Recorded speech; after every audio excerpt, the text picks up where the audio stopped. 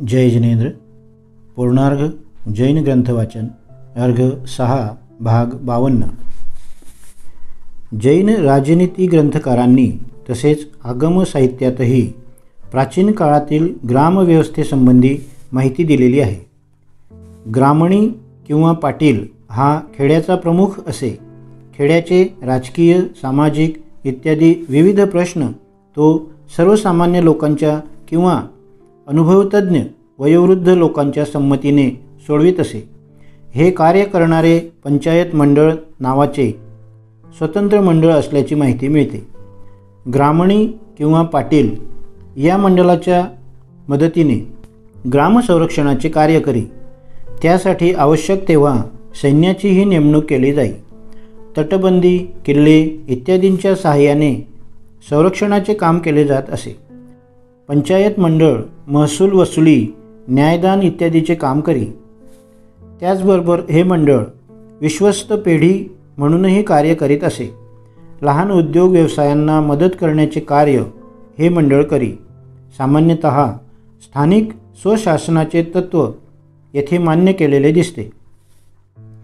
जैन आगम साहित्य व आगमेतर साहित्यात तत्कालीन समाज जीवनाचे वर्णन करताना तत्कालीन राजनैतिक विचारांचे व शासन पद्धतीचे प्रतिबिंबही ठिकठिकाणी पडलेले दिसते।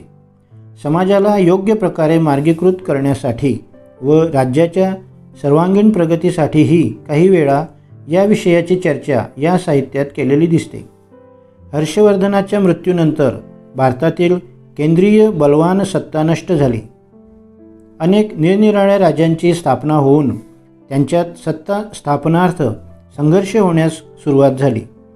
या राजकीय अस्थिरतेचाच फायदा यवनांनी घेऊन त्यांनी भारतीय भूमीवर आक्रमण केले।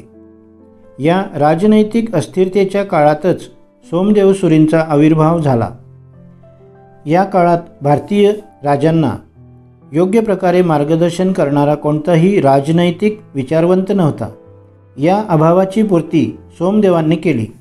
त्यांनी विभ्रांत भारतीय राजांना मार्गदर्शनार्थ राजनीतीशास्त्रावरील नीतिवाक्यामृत हा महान ग्रंथ लिहिला।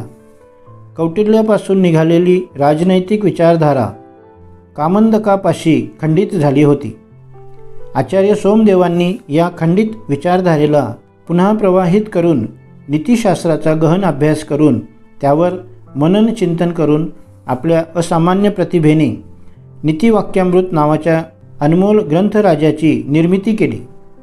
यामुळेच तत्कालीन राजांना आपल्या कर्तव्य व आदर्शाचे ज्ञान झाले व राष्ट्रोन्नती कार्याचा संकल्प त्यांनी पुन्हा ग्रहण केला। आचार्य सोमदेवांनी प्राचीन राजनीतीशास्त्राला एक नवीन स्वरूप दिले। त्यांनी राजनीतीच्या व्यावहारिक स्वरूपाला महत्त्वाचे स्थान दिले। राज्य व समाज या दोहोंच्या प्रगतीसाठी पूरक असलेल्या सिद्धांताचे निरूपण केले।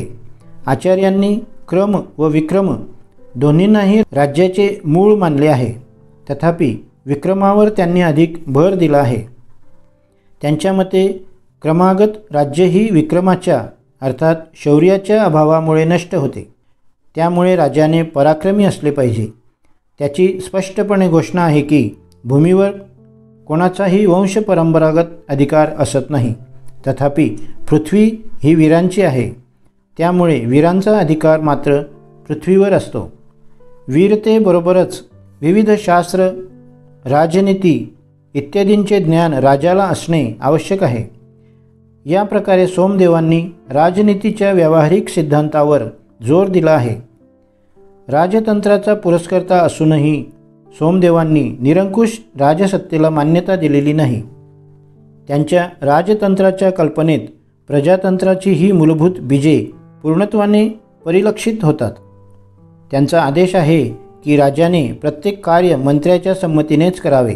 राजाला सुयोग्य मंत्री असल्यास गुणहीन राजाही यशस्वी होतो। आचार्यांनी मंत्री व पुरोहिताला राजाचे मातापिता म्हटले आहे।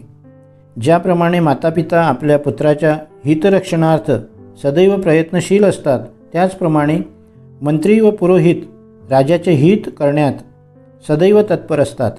अशा प्रकारे वैधानिक राजतंत्राचा सिद्धांत आचार्य सोमदेवांनी मांडला आहे. आचार्य लोकहितवादी राज्याच्या सिद्धांताचे पूर्ण रूपाने समर्थन करणारे आहेत. त्यांनी राज्याला धर्म, अर्थ व काम या त्रिवर्ग फलांचा दाता असे म्हटले आहे. आचार्यांच्या दृष्टीने प्रजेची सर्वांगीण प्रगती करणे हे राजाचे परमकर्तव्य आहे. त्याचबरोबर राजाला त्याच्या मर्यादा पालनाचाही आदेश देण्यात आलेला आहे. राजाने अतिक्रमण केल्यास फलदायक भूमीही अरण्य समान होते व मर्यादाचे पालन केल्यास प्रजेला प्रगतीची फळे मिळतात. राजाने प्रजेसमोर उच्च आदर्शांची निर्मिती करणे, ध्येय ठेवणे आवश्यक आहे. प्रजा त्याप्रमाणे उच्च तत्वांचेही अनुकरण करते. राजा अधार्मिक असल्यास प्रजाही अधार्मिक बनते असे सोमदेवांचे मत आहे. प्रजेचे योग्य प्रकारे रक्षण न करणाऱ्या राजाला नरकप्राप्ती होते असे आचार्य सांगतात. पापी लोकांच्या निवारणाने राजाला पाप लागत नाही. उलट राष्ट्राचे संकटातून रक्षण केल्याबद्दल धर्माचीच प्राप्ती होते. राजधर्माच्या दृष्टीने महान तत्वे आचार्यांनी राजासमोर मांडली आहेत. मोक्ष साधनेला त्यांनी सर्वाधिक महत्त्वाचे स्थान दिले आहे. आचार्यांच्या मते रोज काही ना काही तप व दान करीत राहावे, कारण की तप करणाऱ्या व्यक्तीला उत्तम लोकाची प्राप्ती होते. या प्रकारे आचार्यांनी जीवनात अधर्माचा त्याग करून धर्माच्या साधनेने शुभगती प्राप्त करून घेणे हा राजधर्म राजासाठी निर्धारित केला आहे. तथापि त्यांनी राजासाठी संन्यासप्रधान धर्मसाधना त्याज्य सांगितली आहे. ज्याप्रमाणे भगवद्गीतेत कर्मयोग केवळ कर्म न करता मोक्षसाधन योग बनतो, तेथे क्षत्रियाचे युद्धाचरणही ज्याप्रमाणे निःश्रेयस साधक आहे, त्याचप्रमाणे आचार्य सोमदेवांनी राजधर्माला मोक्षसाधक मानून त्याचे निरूपण केले आहे. आचार्य सोमदेवांनी वर्णन केलेल्या राज्याच्या परिभाषेत उच्च आदर्शांचा समावेश आहे. राजाच्या पृथ्वी पालनोचित कर्मालाच त्यांनी राज्य म्हटले आहे. ती पृथ्वी वर्णाश्रम, धन, सुवर्ण इत्यादींनी विभूषित असली तरच तिला राज्य म्हणता येईल. जर तिच्यात उपयुक्त विशेषत्व नसेल तर ती राज्याचे महत्त्वपूर्ण अंग बनू शकत नाही. अशा प्रकारे राज्याची केलेली परिभाषा राज्यशास्त्राच्या क्षेत्रात एकमेवाद्वितीय आहे. यात प्राचीन व आधुनिक विद्वानांनी सांगितलेल्या राज्याच्या तत्वाचा पूर्णपणे समावेश आहे. सोमदेवांच्या पूर्वीही राज्यशास्त्रज्ञापैकी कोणीही राज्याचे अशा प्रकारे वैधानिक परिशीलन केलेले नाही. त्यामुळे या परिभाषेला राज्यशास्त्रात सर्वोच्च स्थान आहे व राज्यशास्त्राला ही आचार्य सोमदेवांची महान देणगी आहे. आचार्यांनी धर्म व राजनीतीचा अपूर्व समन्वय केला आहे. संपूर्ण नीतिवाक्यामृतमध्ये धर्मसाधना किंवा नैतिक तत्व यांना प्रमुखत्व देऊन राजनीतीला धर्मनीतीपासून पृथक केलेले नाही. आचार्यांनी राज्यशास्त्राच्या प्रत्येक क्षेत्रात आध्यात्मिक दृष्टिकोन मांडला आहे. राजालाही अध्यात्मविद्या प्राप्त करण्याचा आदेश त्यांनी दिला आहे. राजनीतीसारख्या ऐहिक व कलुषित विषयाला सौम्य व सात्विक रूप देऊन आचार्यांनी राजदर्शनाच्या क्षेत्रात अपूर्व योगदान केले आहे. युद्धाच्या बाबतीतही त्यांनी धार्मिक नियमांची उपेक्षा केली नाही. कुटयुद्धापेक्षा धर्मयुद्धाला श्रेष्ठ मानून धर्मविजयी राजाची प्रशंसा केली आहे. अन्य सर्व उपाय संपल्यानंतर त्यांनी युद्ध करावे असे सांगितले आहे. युद्धात मारल्या गेलेल्या सैनिकांच्या कुटुंबियांच्या पालनपोषणाची जबाबदारी स्वीकारणे हा त्यांनी राजाचा धर्म मानला आहे. युद्ध व आंतरराष्ट्रीय संबंधासंबंधीचे त्यांचे विचार महत्त्वपूर्ण आहेत.